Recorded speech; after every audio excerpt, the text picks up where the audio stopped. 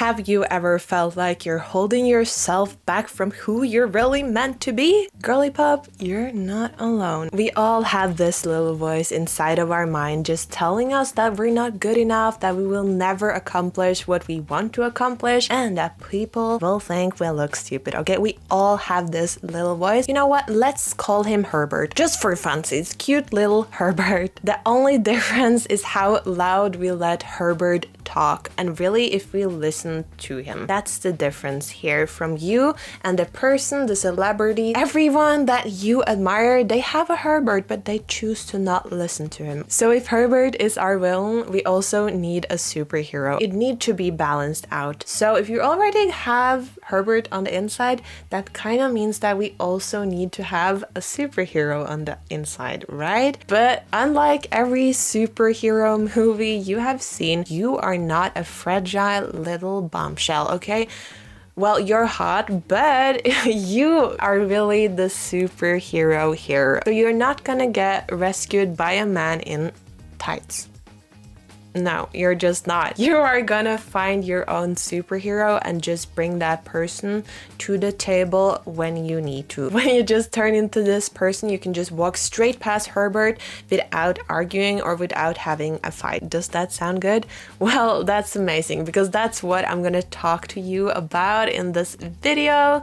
I'm firstly gonna talk to you how you really can use this superhero thing till your advantage, and then I'm gonna tell you how you can find your own superhero and really just use it in your own life already today. There is one thing we need to talk about before we start this video. Maybe you feel like this is a little bit fake to have an alter ego or this persona that you're stepping into the world and trying to be, but the truth is that you're already doing just that. You are putting on a persona that you think people won't judge. You're being quiet, you're holding yourself back, you're restraining yourself because you want to keep safe inside of your little comfort zone so people don't see who you really are. That can also be a way of being fake and pretending to be someone else than you really are. Isn't it, huh? So when you're being this superhero self, you're being you with the attributes that you really want to have, like the dream self you want to become, just without the insecurities. Isn't that really the real you? Just that you haven't really shown the world just that? Because the fact is that the world will never see what you think, at least not yet. I don't know what the future holds, but for now they can't see what you think. They can only see how you act. So if you act like this dream person, this alter ego, people are gonna see that as you. So this is not a new phenomenon or anything like that. This is a thing that has been used by a lot of the celebrities and the successful people that you know. As an example, I can talk about Beyonce. She used this superhero, or another word for this is also an alter ego, when she first went on stage to really deliver and just really be the Beyonce we all love so much. It was to just like really give the performance which we know Beyonce is always given, and to like put all the insecurities away.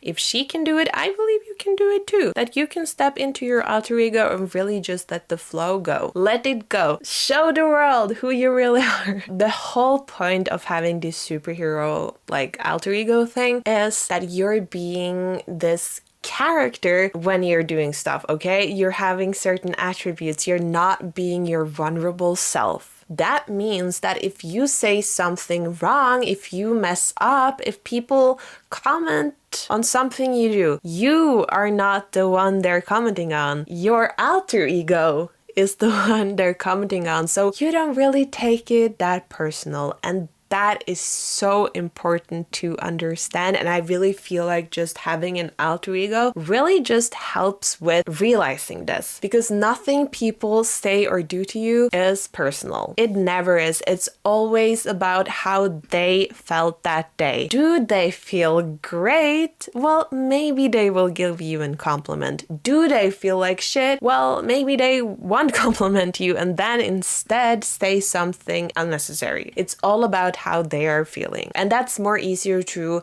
be around and really understand when you got an alter ego. because then it doesn't feel personal. And you try to experiment and do stuff you might not have done when you're like insecure and thinking about, oh no, what will people say about me now? You don't have that. And before I go on to tell you more about like how you can find your superhero, I also would like to say that there's a lot of long-term solutions here, like to work on developing skills, goal setting, going to therapy if you have been through some trauma. That is really valuable to really become the person you dream of becoming. But having an alter ego is more like a short-term solution. Like if you're holding a presentation tomorrow, it's going to be hard to really just meditate and do those kind of things that maybe will take a little bit of time before you see any results in.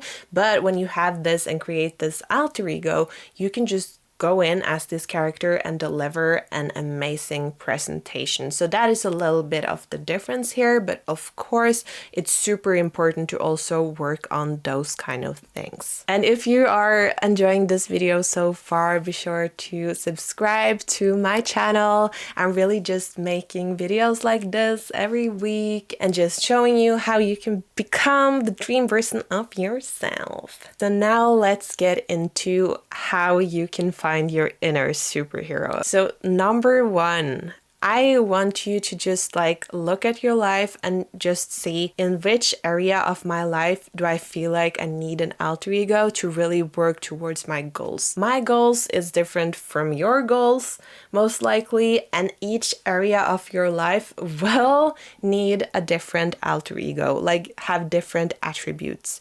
If you want to be a tougher businesswoman, it's going to require different attributes than if you want to be a loving partner. You know, it's a difference here. So if you really need to find like, okay, where do I really want to work and thrive and have my focus? That is really what's gonna determine step number two, which is to really just list down what kind of attributes you really like about yourself and which one you feel like you're kind of lacking in the area of choice. Okay, you're just listing it up, what you feel like you need to really thrive in this area. And when you have done that, I want you to name your alter ego. Find a suiting name. You know what? In honor of Beyonce, I'm gonna call mine Sasha. So when you have like listed the attributes, when you have named your character, then let's go on with number two, which is really just to find out, okay, this is my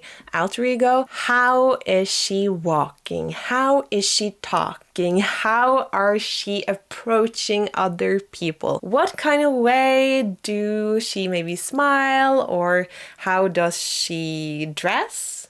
What kind of makeup does she wear or hair, if she's into that? Like, I don't know. It's your alter ego. Like, whatever you feel like is fitting, you need to just really try to picture this alter ego as much as you can, because you need to get to know her at such a deep level. Because step number three is going to be that you're gonna know her so much that you will know in every setting. If you asked what would Sasha do, what would Sasha say, you would know the answer. You can step out of yourself and be in this third person view and just say, okay, Sasha would do this, I would maybe do this, but you're not listening to that. You're listening to Sasha because she knows what she wants, and you do that too. Maybe you can just look at those as the 3 dates, you know? First date, you get the name, like the basics. Second date, oh, you really like get to take in the person and who they are in different areas. Third date, you really just know the person. You can hear their voice inside of your mind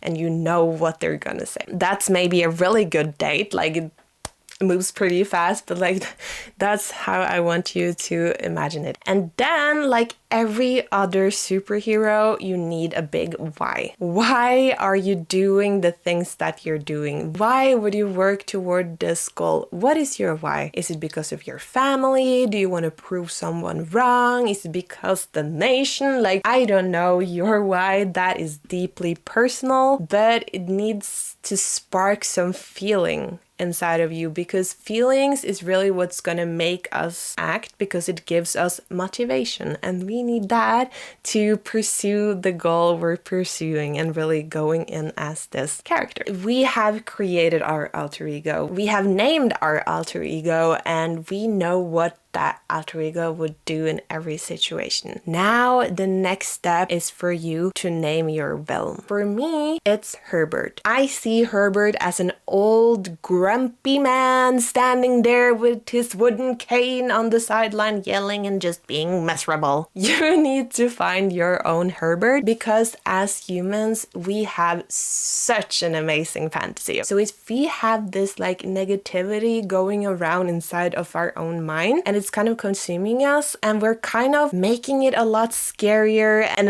of a lot more importance than it really needs to be. So we need to really have a picture, we need to have a name of this little voice, because then it's going to be so much easier to really understand when it's talking and when you need to just like shush it down, you know?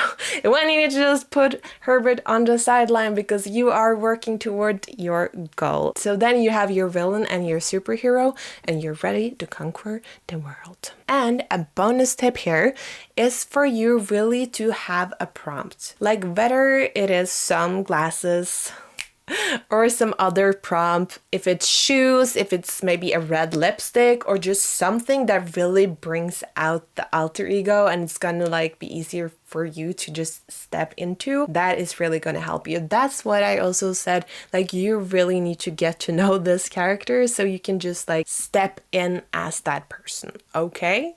Amazing. I'm so excited. Are you excited? If you found this concept really interesting, I really would recommend you to read the book The Alter Ego Effect by a guy called Todd Herman. It's such a great book, and for me it was this huge eye-opener to this whole concept, and he has a lot of examples of clients he has worked with this concept. A lot of the people there you might know from before, and it's just inspiring to read.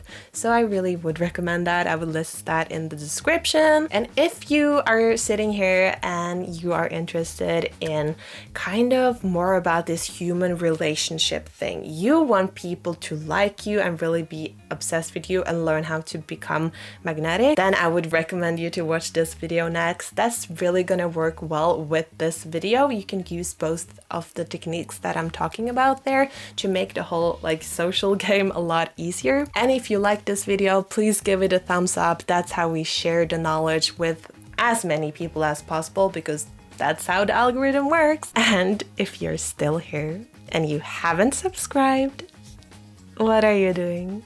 What are you doing? Like, you watched everything, you enjoyed it, I hope. So let's just like let you get noticed the next time I post something interesting like this. Okay? Amazing. Then I'll see you in my next video. Bye bye.